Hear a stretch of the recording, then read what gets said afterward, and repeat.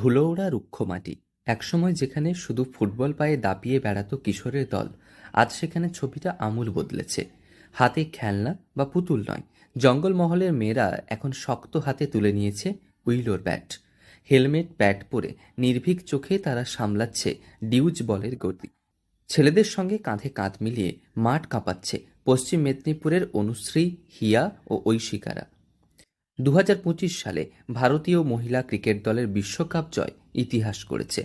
ঝুলন গোস্বামীর উত্তরসূরিদের সেই বিশ্বজয় এখন অনুঘটকের কাজ করছে মেদিনীপুরের প্রত্যন্ত গ্রামগুলিতে। দিন ধরে ক্রিকেট খেলছো? আমি 1.5 বছরের কাছাকাছি।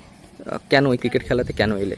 ক্রিকেট আমার আজ 6-7 বছর ধরেই আমার ভালো লাগে। ফার্স্টে তখন MS ধোনিকে দেখে ইন্সপায়ার্ড হয়েছিলাম, তো হার্দিক পান্ডিয়াও ফেভারিট প্লেয়ার ছিল।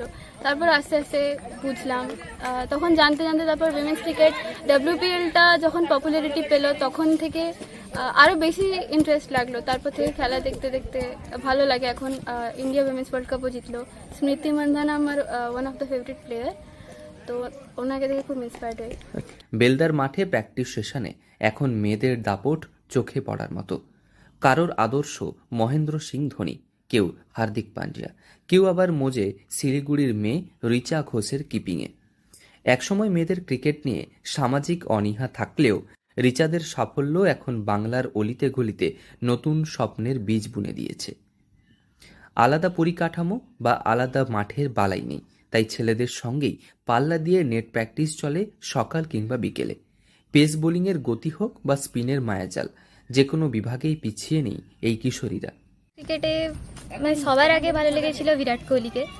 তারপর আস্তে আস্তে যখন ওমেন্স ক্রিকেট ডেভেলপ করলো তখন তারপর থেকে আমার স্মৃতি মান্ধানাকে ভালো লাগে। তারপর জেমিমা রড্রিক্স আমার সবচেয়ে ফেভারিট প্লেয়ার। এই সামনের যে ওয়ার্ল্ড কাপটা গেল, তার সেটা কি তুমি দেখেছো?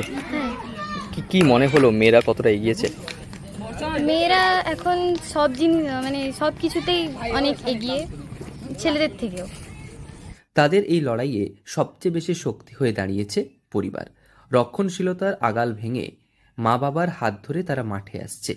অভিভাবকদের একটাই বক্তব্য, মেয়েরা এখন আর পিছিয়ে নেই, সুযোগ পেলে ওরাও মুখ উজ্জ্বল করবে।